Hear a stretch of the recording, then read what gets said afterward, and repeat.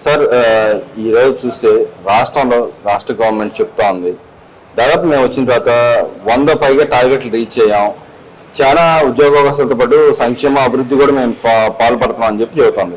నిజంగానే ఈ 2 నెలలు అసలు 100 టార్గెట్లు రీచ్ అయిందంటారు? గవర్నమెంట్ పెట్టుకున్న టార్గెట్ రీచ్ అయిందంటారు అసలు? సార్ ఒకటి అంటే గవర్నమెంట్ వాళ్ళు చెప్పే ప్రకారమే 100% రీచ్ అయ్యామని చెప్తున్నారు.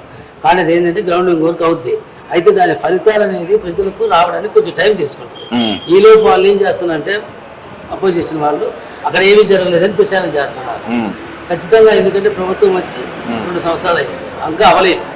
ఈ తక్కువ టైంలో ప్రభుత్వం దృష్ట్యా అనేక సవాళ్ళు ఉన్నాయి. ముఖ్యంగా గత 5 ఏళ్ల పాలనలో జరిగినటువంటి వ్యవస్థాపరమైనటువంటి విధ్వంసం కానీ వ్యవస్థ నిర్వీర్యం జరగడం వల్ల వాటిని చక్కదిద్దుకోవడానికి టైం పడుతుంది. మనం ఎలాగైతే కొత్తగా ఒక బిల్డింగ్ కడుతున్నప్పుడు పునాదులు లేచేంత వరకు కూడా అక్కడ ఏం జరిగేది పని జరిగేది తెలియదు. అట్లాగే ప్రభుత్వం చేస్తున్నటువంటి వర్క్ అనేటువంటిది వాళ్ళు 100% చేస్తున్నారు, చేశామని చెప్తున్నారు. మరి జనాల్లోకి వెళ్ళడానికి ఇంకా కొంచెం టైం తీసుకుంటుంది. అంటే ఎందుకంటే అది రిజల్ట్ అనేది బయటికి కనిపించాలి, కనిపించినప్పుడే నమ్ముతారు.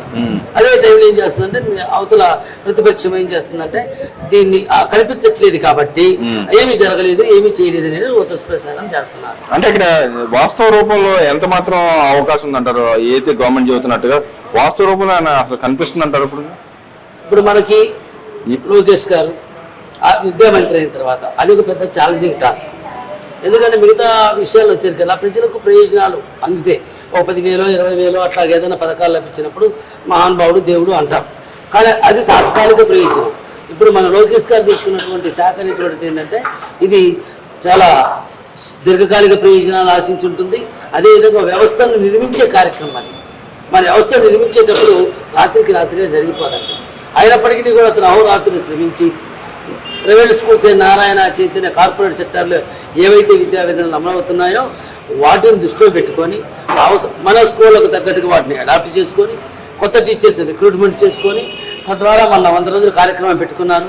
దాని తాలూకా మనం 10వ క్లాసు ఫలితాల్లో మరి నారాయణ చైతన్యతో పోటీపడి గవర్నమెంట్ స్కూళ్ళ విద్యార్థులు ఫలితాలు సాధించారు. అంటే ఇలా ప్రచారం అంటే గవర్నమెంట్ టీచర్లు కాలేజెస్ స్కూళ్ళు కూడా ప్రచారం చేస్తారు, బహిరంగ ప్రచారం చేసుకోవటాన్ని ఎలా పెడతారు? అంటే నిజంగానే ప్రజలు చైతన్యం కోసం చేస్తున్నారంటారు, లేకపోతే మేము కూడా సాధించాలని గొప్పలు చెప్పుకోవడానికి చేశారంట?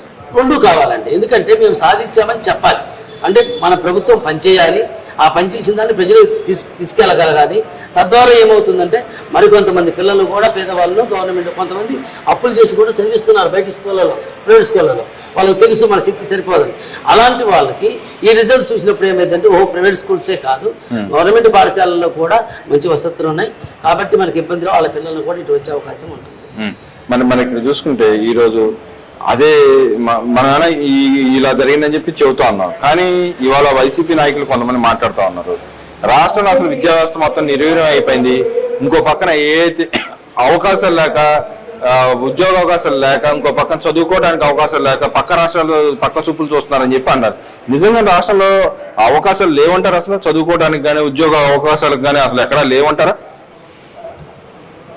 ఒకటి మీరు చెప్పింది ఉపాధి అవకాశాల గురించి మాట్లాడుతున్నారు. మొదటి ఏంటంటే జగన్మోహన్ రెడ్డి ప్రభుత్వము అధికారంలో ఉన్నప్పుడు నాడు నేడు అనేటువంటి కార్యక్రమం చేపట్టారు. అది ఆన్ పేపర్ ఇట్ ఈస్ చాలా బాగుంది, వెల్ అండ్ గుడ్. ఎందుకంటే పాత బిల్డింగ్లకు సున్నాలు వేస్తున్నారు, సూపర్ తయారవుతున్నాయి. కానీ అక్కడ ఏమవుతుందంటే అక్కడ బోధించవలసిన ఉపాధ్యాయులు లేరు. మన పెళ్లికి అన్ని వసతులను ఏర్పాటు చేశాము, వంట పాత్రలు అన్నీ ఉన్నాయి, వంట మాస్టర్ లేడు. అట్లాగా ఇక్కడ ఎవరైతే ఆ స్కూల్ నడిపించవలసినటువంటి driver captain of the ship teacher అంటే ఆ స్కూల్లో ఆ టీచర్ లేరు. ప్రభుత్వం వచ్చిన తర్వాత ఒకే టైంలో పెద్ద మెగా డిఎస్సీ ఒకటి ఏర్పాటు చేసి 16,000 మంది టీచర్స్ కోసం రిక్రూట్ చేశారు. మరి అన్ని అవకాశాలు కల్పించామని వాళ్ళు చెప్పుకున్నా ఓకే, మనం సూచించినా ఆ టీచర్ లేనప్పుడు అవి కార్యరూపం దాల్చలేవు కదా, ప్రజలకు అందుబాటులోకి రాలేవు. కానీ ఈ ప్రభుత్వం వచ్చిన తర్వాత కొత్తగా టీచర్ను 16,000 మంది రిక్రూట్ చేసుకొని అట్లాగే స్కూల్కి అవసరమైనటువంటి పుస్తకాలు కానీ అలాగే బ్యాగులు కానీ అలాగే పిల్లలకు తల్లికి వందనం అందించడం కానీ ఇలాంటి కార్యక్రమాల ద్వారా పిల్లలు బడికొచ్చేదని చేస్తున్నారు. వచ్చిన పిల్లవాడికి సరైనటువంటి ఫ్యాకల్టీ నియమించి వాళ్లకు విద్యా బోధన రియల్గా అందిస్తున్నారు. ఇంతకుముందు కేవలం గోడల సున్నాలతో సరిపోయింది సార్. ఇప్పుడు గోడలకు సున్నాల విషయం పక్కన పెడితే లోపల అవసరమైన వాడు ఎవరైనా టీచర్ కావాలి. మంచి టీచర్ని, క్వాలిఫైడ్ టీచర్ని అపాయింట్ చేసి పిల్లల్లో విద్యా నాణ్యతను పెంచుతున్నారు. ఆ టీచర్లు ఎప్పుడైతే ఇక్కడ ఎంగేజ్ అయ్యారో దాని కారణంగానే గత వారంలో వచ్చేటువంటి 10వ తరగతి పరీక్షల్లో మనకు అద్భుతమైన ఫలితాలు చూడగలిగాం. అంటే ఇక్కడ నా క్వశ్చన్ ఏంటంటే ప్రధానంగా రాష్ట్రంలో అవకాశాలు లేవు, పిల్లలు కూడా అదిలో మాట్లాడతాం. అవకాశాలు సార్, ఒకటి సార్ మనం మాట్లాడుకుందాం. కొత్తగా రాష్ట్రం వచ్చింది. గతంలో బాబు గారు 5 సంవత్సరాలు 14-19 మధ్యలో ఆయన వచ్చేసి మరి ఒక రాష్ట్రం విడిపోయి పక్క రాష్ట్రం కొత్తగా ఎత్తుకాడుకోవడానికి కనీసం ఆఫీసులు ఎత్తుకాడుకోవడానికి డిపార్ట్మెంట్కి సంవత్సరాలు టైం పడుతుంది. ఆ తర్వాత మళ్ళీ మనకి ఏం చేశారు, ఇక్కడ అమరావతిలో ల్యాండ్ పూలింగ్ పెట్టారు. మనం మాట్లాడుకుంటే ఈ ప్రపంచ చరిత్రలో అంత భారీ స్థాయి ల్యాండ్ పూలింగ్ చేసిన వ్యక్తి లేడు. పైపెచ్చుటగా ఒక వ్యక్తిని నమ్మి, అందులో రాజకీయ నాయకుడిని నమ్మి 34,000 ఎకరాల భూమి కేటాయించడం అనేది ఒక వింత. అది ఆ చంద్రబాబు నాయుడు గారి యొక్క క్రెడిబిలిటీకి, ఆయన యొక్క విశ్వాసానికి ఒక బెస్ట్ ఎగ్జాంపుల్. అంటే వస్తున్నా అక్కడికి వస్తున్నా. ఇప్పుడు అవకాశాలు లేవు అంటున్నారు. మరి చంద్రబాబు నాయుడు వచ్చి అవకాశాలను పారదోలలేదు. రాష్ట్రం విడిపోయింది, విడి చేతుల్లో పెట్టుకున్న విషయం మనకు తెలుసు. మరి మనం ఇప్పుడు కంపెనీలు వచ్చాయి, ఆ కంపెనీలు భూమి పూజ అయిపోయినాయి. మరి అది అవ్వడానికి, వాటి నిర్మాణం పూర్తి అవ్వడానికి కనీసం 2 సంవత్సరాలు పడుతుంది కదా సార్. ఈ లోపు 1-2 వెళ్ళిపోవచ్చు కూడా. కానీ మరి ఇవన్నీ కంప్లీట్ అయినప్పుడే మనకు ఉపాధి అవకాశాలు జరుగుతుంది. అంతేగాని మీరు ముఖ్యమంత్రి పదవిలోకి వచ్చిన రోజు నుంచి ఉపాధి అవకాశాలు అంటే కష్టం. మరి ఇక్కడ ఇంకో మాటకు వస్తాను, చంద్రబాబు నాయుడు గారు కలెక్టర్ సమావేశంలో కూడా గత గవర్నమెంట్ చేసిన పరిపాలన గురించి దాని గురించి విమర్శిస్తానే దాదాపు 9 లక్షల కోట్లు అప్పు చేశారు, వడ్డీల రూపాయలు కూడా కట్టాల్సి వస్తుందని చెప్పి ఆయన బహిరంగంగా చెప్పడం జరిగింది. గతంలో కూడా చెప్పారు 10 లక్షల కోట్ల పైన అప్పు చేశారు అని చెప్పారు. నిన్న 9 లక్షల కోట్లు కరాఖండిగా ఆయన కలెక్టర్ సమావేశంలో చెప్పారు. నిజంగానే వైసీపీ వాళ్ళు చెబుతారు, మీరు అసెంబ్లీ సాక్షిగా 6 లక్షల కోట్లు అని చెప్పారు, మేము తెచ్చినంత కాదు, మీరు చేసిపోయింది మేము చేసామని చెబుతున్నాం. వాస్తవం ఏంటంటారు? నిజంగానే 9 లక్షల కోట్లు అనేది అక్కడ ఉందంటారా లేదంటారా? మరి చంద్రబాబు నాయుడు గారు తప్పు చెప్పారంటారా, గతంలో వాళ్ళు తప్పు చెప్పారంటారా, అసెంబ్లీలో తప్పు చెప్పారంటారు, ఏదంటారు? అంటే ఇక ఒకటండి, ప్రభుత్వ రుణాలు ఏంటంటే 2 రకాలు. ఎవరికి ఏంటంటే డైరెక్ట్గా ప్రభుత్వమే తీసుకుంటారు. ఏంటంటే ప్రైవేట్ వ్యవస్థల దగ్గర నుంచి రుణాలు కూడా సేకరిస్తున్నారు. ఇప్పుడు ఈ కాగు కానీ ఇలాంటి రిపోర్ట్లు పెట్టుకొని వైసీపీ వాళ్ళు ఏమంటున్నారంటే ఇంత అవ్వలేదు అంత అవ్వలేదు అని చెప్తున్నారు. అది కాపు లెక్కన ఏంటంటే చట్టపరమైనవి. అవి కాకుండా కూడా ప్రైవేట్ రుణాలు తీసుకొస్తున్నారు. మా నాయుడు గారు అవి కూడా కలుపుకొని చెప్తున్నారు. సరే, మనం బయట తెచ్చుకున్న అప్పు, బ్యాంకులో తెచ్చుకున్న అప్పే లోనే కదండి, తెచ్చవలసిందే కదా. సో అమౌంట్ అయింది వాస్తవం. కాకపోతే ఏమైందంటే వాళ్ళు ఆ కాగు నివేదికలు ఇలాంటి ప్రభుత్వ వ్యవస్థలు ఇచ్చే నివేదికలు పట్టుకొని వాళ్ళు నాయుడు గారు చెప్పింది అబద్ధమే చెప్తున్నారు. అంటే వాస్తవం నిజంగా 9 లక్షల కోట్లు గతంలో జరిగినాయి అంటారా? ఖచ్చితంగా జరుగుతాయి సార్. మనం చూసాము ఏ విధంగా వ్యవస్థ లూట్ అయినాయి, ఏ విధంగా కంపెనీలు వస్తున్నాయని చెప్పే దానికోసం మీరు ఒక చిన్న ఎగ్జాంపుల్ చెప్తానండి.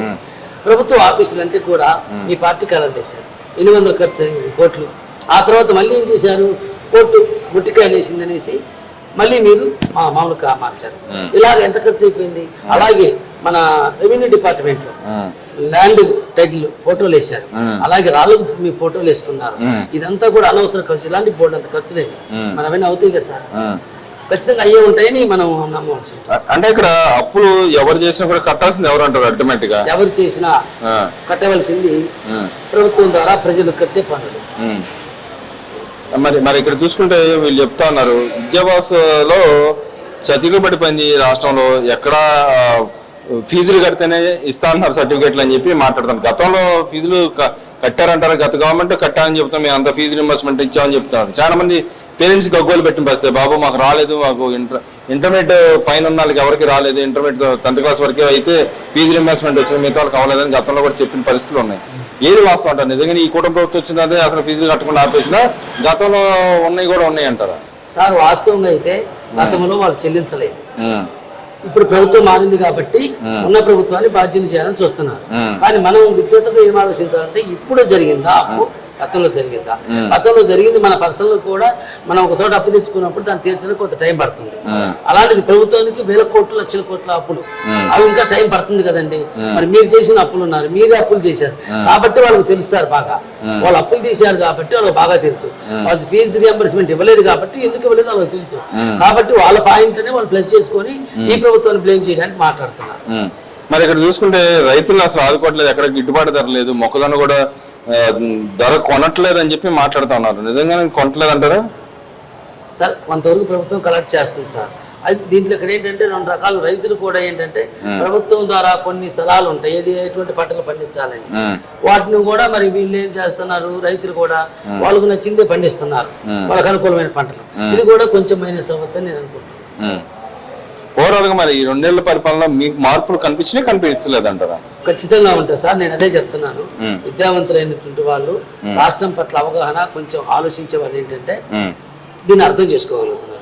కొంతమంది ఏంటంటే ఇప్పుడు ఒకటి సార్ వాడు ఇక్కడ ప్రాజెక్ట్ రాలేదంటాడు, మనం వచ్చిందని చెప్తాము. వాడు ఒకటి వాళ్ళ దగ్గర సబ్జెక్టు మాట్లాడినప్పుడు మనం వాళ్ళని క్వశ్చన్ చేయొచ్చు. వాడు ఫేక్ ప్రచారం చేస్తున్నప్పుడు మన దగ్గర జవాబు ఏముంటుంది సార్? అంటే వితండవాదం చేస్తున్నాడు. అదే అంతే కదా. ఇప్పుడు ఇక్కడ మనం కలుసుకున్నామంటే రియల్ గా ఉంది, మనం ఇక్కడ మీట్ అవ్వలేదు అంటున్నాము, నేను రాలేదని వాడు మాట్లాడుతున్నాడు. వాళ్ళు ఏంటంటే అదే చేస్తున్నారు. వాళ్ళు ఫేక్ కావాలని ఒక ఫేక్ క్రియేట్ చేసి ప్రచారం చేస్తున్నారు. మన పెట్రోల్ సంగతి చూశారు కదండి మీరు, నిజంగా షార్టేజ్ లేదు కదండి, సోషల్ మీడియాలో వచ్చేసింది. పార్టీలకు అతీతంగా అందరూ వెళ్ళి పెట్రోల్ బంకుల పైన పడ్డారు. 1000-2000 అమ్మే లీటర్లు అమ్మేటువంటి పెట్రోల్ బంకు ఒక్కసారి 3-4 వేల లీటర్లు అందించాల్సరికి ఇబ్బంది అయిపోయింది. దాని వాళ్ళు షార్టేజ్గా చూపించుకున్నారు. నిజంగా ఉందో లేదో మనకు తెలుసు.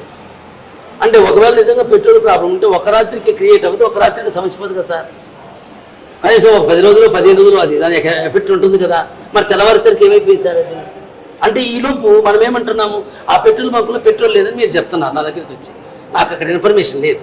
నేనేమంటున్నాను, నోరేళ్ళు పెట్టేస్తున్నా.